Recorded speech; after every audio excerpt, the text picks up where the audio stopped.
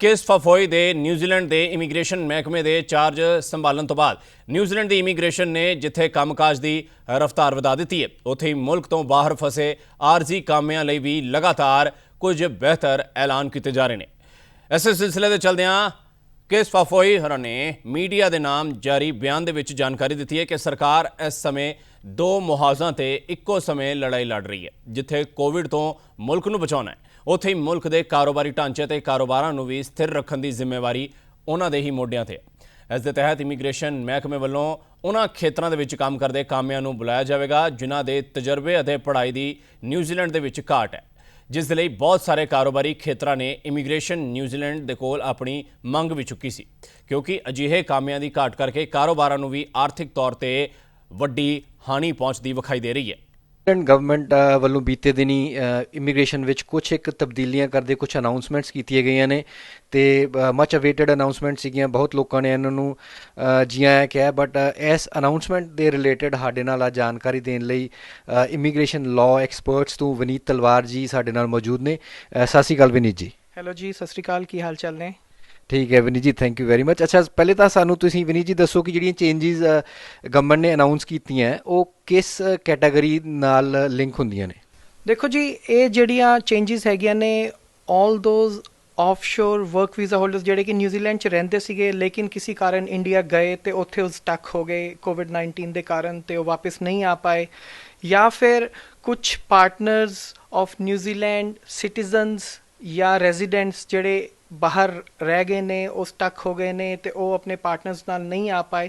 ਤੇ ਇਹ ਜਿਹੜੀਆਂ ਚੇਂਜਿਸ ਹੈਗੀਆਂ ਨੇ ਇਹ ਉਹਨਾਂ ਦੋਨਾਂ ਕੈਟੇਗਰੀਜ਼ ਲਈ ਹੈਗੀਆਂ ਨੇ ਬੇਸਿਕਲੀ। ਤੇ ਤੀਜਾ ਜਿਹੜਾ ਐਂਟਰਪ੍ਰੈਨਿਓਰ ਵਰਕ ਵੀਜ਼ਾ ਹੋਲਡਰ ਸੀਗੇ ਜਿਹੜੇ ਕਿ ਬਾਈ ਚਾਂਸ ਬਾਹਰ ਗਏ, ਕੁਝ ਸਮਾਨ ਲੈਣ ਗਏ ਤੇ ਉੱਥੇ ਸਟਕ ਹੋ ਗਏ, ਤੇ ਇਹ ਉਹਨਾਂ ਲਈ ਵੀ ਕੈਟੇਗਰੀ ਜਿਹੜੀ ਚੇਂਜਿਸ ਹੈਗੀਆਂ ਨੇ ਉਹਨਾਂ ਲਈ ਹੈਗੀਆਂ ਨੇ ਸਾਰਿਆਂ ਲਈ।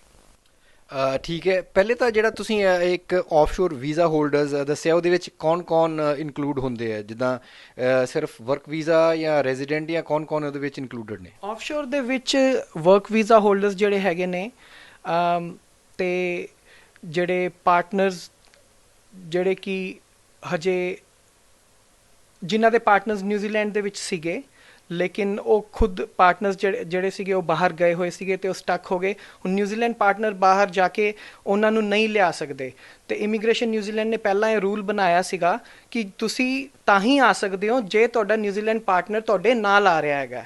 ਲੇਕਿਨ ਹੁਣ ਇਹ ਚੇਂਜਿਸ ਜਿਹੜੀਆਂ ਹੈਗੀਆਂ ਨੇ ਉਹਨਾਂ ਲਈ ਵੀ ਨੇ ਜਿਹੜੇ ਕਿ ਪਹਿਲਾਂ ਬਾਹਰ ਰਹਿ ਗਏ ਸੀਗੇ ਤੇ ਹੁਣ ਉਹ ਬਗੈਰ ਆਪਣੇ ਨਿਊਜ਼ੀਲੈਂਡ ਪਾਰਟਨਰ ਦੇ ਨਾਲ ਵੀ ਹੁਣ ਨਿਊਜ਼ੀਲੈਂਡ ਦੇ ਵਿੱਚ ਆ ਸਕਦੇ ਨੇ। ਅੱਛਾ ਵਿਨੀਤ ਜੀ, ਜਿਹੜਾ ਤੁਸੀਂ ਵਰਕ ਵੀਜ਼ਾ ਹੋਲਡਰਸ ਲਈ ਦੱਸਿਆ ਹੈ, ਜਿਹੜੇ ਮਤਲਬ ਓਵਰਸੀਜ਼ ਲੋਕ ਗਏ ਸੀਗੇ ਜਸਟ ਬਿਫੋਰ ਦ ਲੋਕਡਾਊਨ ਅਤੇ ਉਹ ਉੱਥੇ ਸਟਕ ਹੋ ਗਏ ਅਤੇ ਫਿਲਹਾਲ ਉਹਨਾਂ ਕੋਲ ਜੇ ਜੋਬ ਨਹੀਂ ਹੈ, ਸਮਹਾਓ ਉਹਨਾਂ ਦੀ ਜੋਬ ਚਲੀ ਗਈ ਹੈ, ਉਹਨਾਂ ਨੂੰ ਅਲਾਓ ਕਰਨਗੇ ਇਮੀਗ੍ਰੇਸ਼ਨ ਦੁਬਾਰਾ ਵਾਪਸ ਆਉਣਾ ਜਾਂ ਉਹਨਾਂ ਨੂੰ ਟਾਈਮ ਦੇਣਗੇ ਦੁਬਾਰਾ ਜੋਬ ਲਈ? ਉਹਨਾਂ ਲਈ ਕੀ ਚੇਂਜਿਸ ਆਈਆਂ ਨੇ?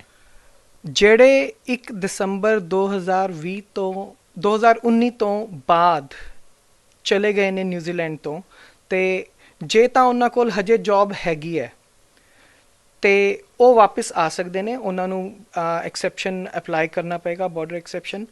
ਜੇ ਉਹਨਾਂ ਦੀ ਜੋਬ ਚਲੀ ਗਈ ਹੈ ਲੇਕਿਨ ਉਹਨਾਂ ਨੇ 10 ਅਗਸਤ 2020 ਤੋਂ ਪਹਿਲਾਂ ਸੇਮ ਜੋਬ ਲਈ ਅਪਲਾਈ ਕਰ ਦਿੱਤਾ ਹੈ, ਦੁਬਾਰਾ ਵਰਕ ਵੀਜ਼ਾ ਪਾਤਾ ਹੈ, ਉਹ ਲੋਕ ਜਿਹੜੇ ਹੈਗੇ ਨੇ ਦੇ ਕੈਨ ਕਮ। ਜੇ ਤੁਸੀਂ ਮੰਨ ਲਓ ਤੁਹਾਡੇ ਕੋਲ ਵਰਕ ਵੀਜ਼ਾ ਸੀਗਾ ਤੇ ਤੁਹਾਡਾ ਵਰਕ ਵੀਜ਼ਾ ਹੁਣ ਜਿਹੜਾ ਹੈਗਾ ਦਸੰਬਰ 2020 ਤੋਂ ਪਹਿਲਾਂ ਐਕਸਪਾਇਰ ਹੋ ਰਿਹਾ ਹੈਗਾ, ਇਨ ਦੈਟ ਕੇਸ ਤੁਹਾਨੂੰ ਐਗਜ਼ੈਂਪਸ਼ਨ ਨਹੀਂ ਮਿਲੇਗੀ ਅਨਲੈਸ ਤੁਸੀਂ ਇੱਕ ਹੋਰ ਵਰਕ ਵੀਜ਼ਾ ਦੀ ਐਪਲੀਕੇਸ਼ਨ ਇਮੀਗ੍ਰੇਸ਼ਨ ਨਿਊਜ਼ੀਲੈਂਡ ਨੂੰ ਪਾ ਦਿੱਤੀ ਹੈਗੀ ਹੈ ਸੇਮ ਜੋਬ ਲਈ ਬਿਫੋਰ 10th of August 2020। ਸੋ ਠੀਕ ਹੈ, ਤਾਂ ਮੈਂ ਇਹ ਸਮਝਦਾ ਕਿ ਜੇਕਰ ਆਲਰੇਡੀ ਐਪਲੀਕੇਸ਼ਨ ਉਹਨਾਂ ਕੋਲ ਗਈ ਹੋਈ ਹੈ ਤਾਂ ਉਹ ਅਲਾਓ ਕਰਨਗੇ, ਅਦਰਵਾਈਜ਼ ਜੇ ਤੁਹਾਡਾ ਵੀਜ਼ਾ ਦਸੰਬਰ 2020 ਤੋਂ ਬਾਅਦ ਐਕਸਪਾਇਰ ਹੋ ਰਿਹਾ ਹੈਗਾ, in that case you can apply for a border exemption and you can come into New Zealand. Okay ਜੀ, ਬਾਰਡਰ ਐਗਜ਼ੈਂਪਸ਼ਨ 'ਤੇ ਮੈਂ ਤੁਹਾਨੂੰ ਇੱਕ ਗੱਲ ਪੁੱਛਾਂਗਾ ਕਿ ਕਿਉਂਕਿ ਮੈਨੇਜਡ ਆਈਸੋਲੇਸ਼ਨ ਦੇ ਵਿੱਚ ਰਹਿਣ ਦਾ ਤਕਰੀਬਨ $3,000 ਦੇ ਕਰੀਬ ਖਰਚਾ ਜੋ ਗਵਰਨਮੈਂਟ ਚਾਰਜ ਕਰ ਰਹੀ ਹੈ, ਅਤੇ ਉਸ ਕੈਟਾਗਰੀ 'ਚ ਹਰ ਇੱਕ ਨੂੰ ਦੇਣਾ ਪਏਗਾ ਇਹ ਖਰਚਾ ਜਾਂ ਕੁਛ ਐਗਜ਼ੈਂਪਸ਼ਨਸ ਹੈਗੀਆਂ ਨੇ ਉਹਦੇ 'ਚ ਵੀ? ਟੈਂਪਰੇਰੀ ਵੀਜ਼ਾ ਹੋਲਡਰਸ ਜਿਹੜੇ ਕਿ ਨਿਊਜ਼ੀਲੈਂਡ 'ਚ ਰਹਿੰਦੇ ਸੀਗੇ ਤੇ ਜਿਹੜੇ 19 ਮਾਰਚ 2020 ਤੋਂ ਪਹਿਲਾਂ ਇੰਡੀਆ ਚਲੇ ਗਏ ਸੀਗੇ, ਉਹਨਾਂ ਨੂੰ ਵਾਪਸ ਆਉਣ ਤੇ ਇੱਥੇ ਕੁਆਰੰਟੀਨ ਦਾ ਖਰਚਾ ਨਹੀਂ ਦੇਣਾ ਪੈਣਾ। ਲੇਕਿਨ ਜਿਹੜੇ 19 ਮਾਰਚ 2020 ਤੋਂ ਬਾਅਦ ਗਏ ਸੀਗੇ, ਉਹਨਾਂ ਨੂੰ ਵਾਪਸ ਆ ਕੇ ਕੁਆਰੰਟੀਨ 'ਚ ਰਹਿਣ ਦਾ ਖਰਚਾ ਦੇਣਾ ਪਏਗਾ।